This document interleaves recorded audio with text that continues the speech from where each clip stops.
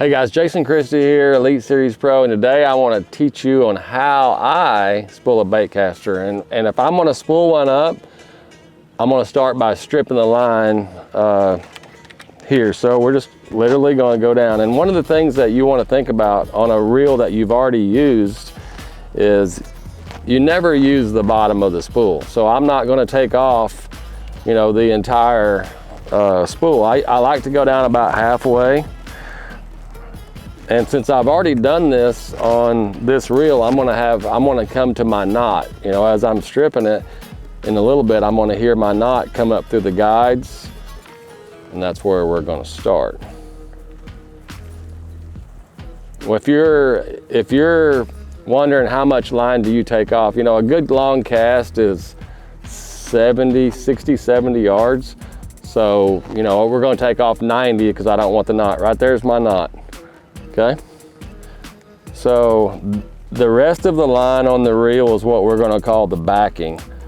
That line right there that's on my reel, I mean, it could be 2 or 3 years old, honestly. All right, so the key to this is when I tie this knot, you want to tie the smallest knot that you can get by with, where it doesn't impede, you know, your other line in there. It doesn't stick out and catch your thumb. Really easy. You just make a loop there. You go right through the loop, just like that. I'm gonna go around once, back around, and right back through the hole. And what that does is look how small that knot is.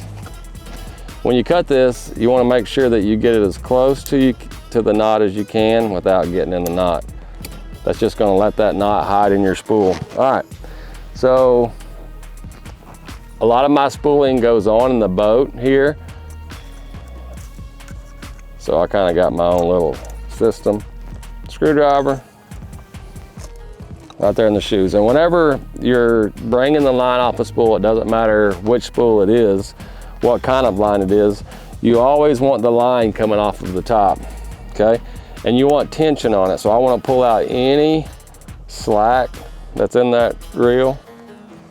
Okay, and then I want to hold it right here to create tension so it gets on there really tight. All right, depending on what reel it is, if it's a flipping reel, you know, I'm probably not going to fill the spool all the way up. This is a casting reel, so I want it pretty full. With that tension there, it lets the line go back and forth evenly on the spool.